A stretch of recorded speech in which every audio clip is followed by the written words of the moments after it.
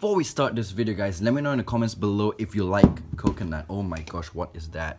Oh, the coconut flesh just but yeah, let me know if you guys like coconut, because I mean, coconut, this is like the best thing ever invented. What? It's the best thing on this planet, okay? Anyways, today's video is about rose hair slings. Yep, because I just gave my friend a rose hair, a Grammostola porteri. Now, if you guys know this girl, this is the mother of a lot of porteri slings. Now, I've had a lot of those slings, right? So I decided to give one to my friend. I mean, I sold off a whole bunch, but then I kept one for myself. But then my friend came over and was like, "You have a tarantula for me? I want to try to keep one." and I was like, Yeah, sure. so I gave him this rose hair sling, and he's been loving it ever since. As a matter of fact, just one day after keeping that rose hair sling, he already researched on other species, and the Tarantula, which is this over here, caught his eye, and he's already asking me where to get one. So yeah, where is my Tarantula sesame? It's just a sling though. I think that's the burrow. Not sure where it is though. But yeah, anyways, coincidentally, someone on my Twitter tweeted me. Wait, let me check my phone. Wait, no, it's not freaking Twitter. It's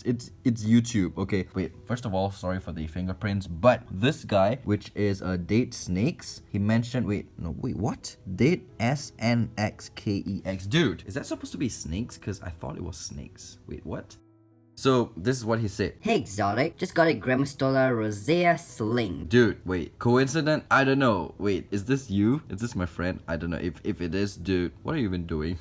Any tips you have at all? This is my first tarantula, so Congratulations, dude. Welcome to the hobby. wanted to see if there were any tips you have. Thanks. Actually, you know what? Rose hairs are one of the easiest. Sorry if the phone keeps, like, the lighting keeps going all bad and stuff. But yeah, dude, rose hairs are like one of the easiest things to take care of. You don't have to worry about that. And I will go through everything that, I mean, most of the things that I could think of like right now in this video. Okay, so basically, depending on how big your sling is, you want to house it in something small. Now, it can be a small vial, it can be anything really, but for me, I keep them in these deli cups. I'm not sure how many ounces or quarts or whatever measurement thing you use. You want to just get a deli cup around this size, and because it is a sling, right? Because it is a sling, like you mentioned, you want to have the substrate just a little bit, okay? Not so much, just a little bit damp, just like this, okay? So this substrate, oh wait, there's a roach. What the hell? Turkestan roach? Whoa, there's two! Okay, but yeah, anyways,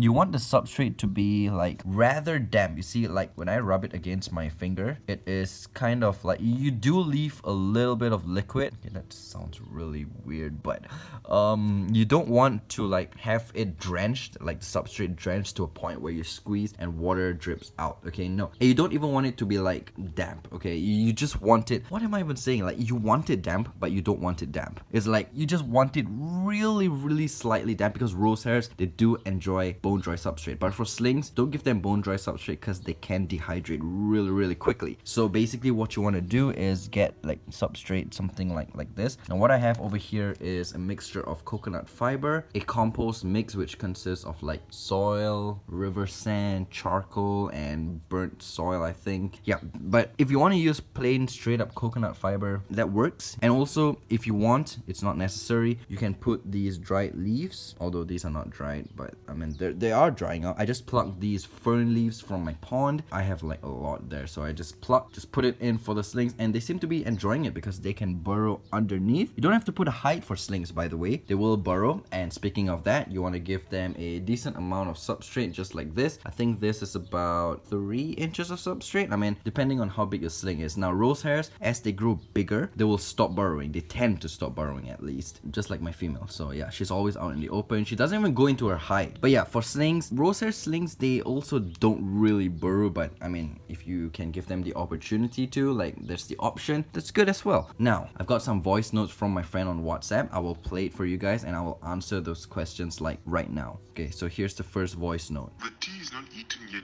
When will you start eating? I mean, like, you don't know when the molting understand. But will he eat this before he molts or how? I don't know. Okay, so slings or any other tarantulas, they will not eat before molting. Different species will have different like periods of time of not eating before a molt. Some species will eat even 2 days before a molt, and some will just not eat even like a whole week before a molt. So you don't have to worry. What you have to worry about is make sure that the substrate does not completely dry out, because as I mentioned before, slings, they dehydrate super quickly, so you want to keep the substrate relatively damp so they will not dehydrate and die during molting, right? One thing you have to keep in mind is that make sure you don't have any feeder insects, I mean the dangerous ones such as mealworms, superworms or crickets, in with your tarantula as they molt. Now these guys, Turkestan roaches, yep, these guys as well as dubia roaches, they don't do any harm to your tarantula, so it's fine. Just don't put a lot in because it can stress your tarantula. 1 or 2 is still fine, because the tarantula will seal off its burrow or like put a wet mat around where it's molting, and the roaches usually they don't go into those wet mats, so you're fine. But if you can, try not to keep any feeder insects in with your tarantula as it is molting. And it's always recommended that you feed your tarantula minimum 1 week after it molts. Like,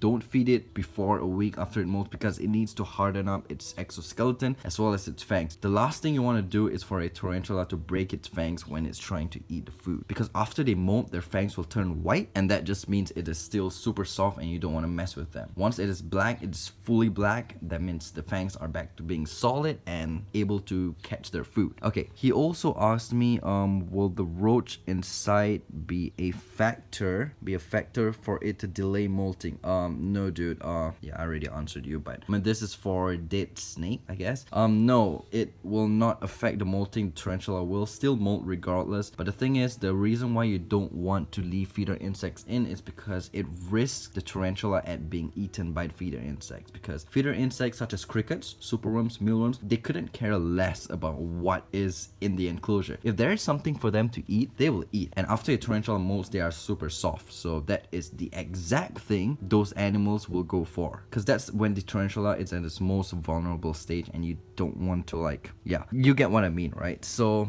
yeah, that's basically it. That's all you need to know about keeping a sling. So let's recap. Okay, number 1, don't give it too big of an enclosure, just give it a deli cup and it'll be good to go. Number 2, substrate, guys. Substrate, make sure the substrate doesn't fully dry out. Keep it slightly damp if you are worried about the tarantula getting stressed out, because it is an arid species, which means they like it dry. You can always spray one corner of the enclosure and leave the other corner bone dry. So you can just spray one corner of water just for them to come there to drink if they want. All right. Okay. Third, you want to put adequate amount of substrate so they can burrow. Yeah. Okay. Fourth, put like a leaf if you want, if you wish. If you don't wanna, then it's fine. They can still burrow. Like, as you can see, my sesame, this is the Brazilian blue, by the way, if I didn't mention. This is its burrow. You can see a cockroach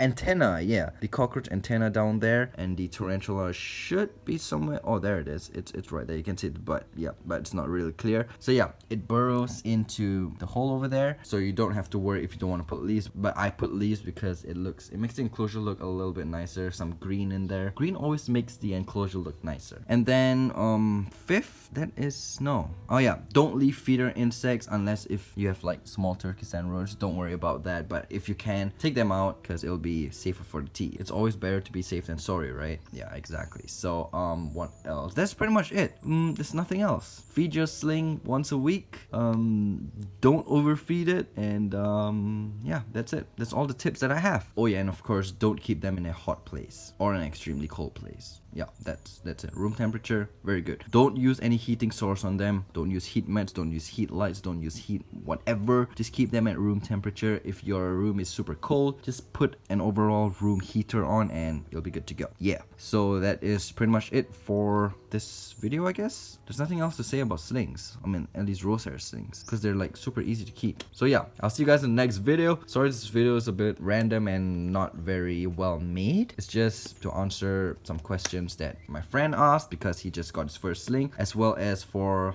did what you call that? What's his name again? Sorry, dude.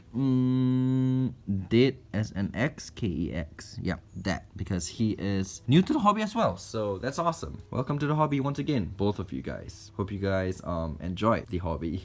Okay, you know what? I suck at outros. I'll see you in the next video. Peace.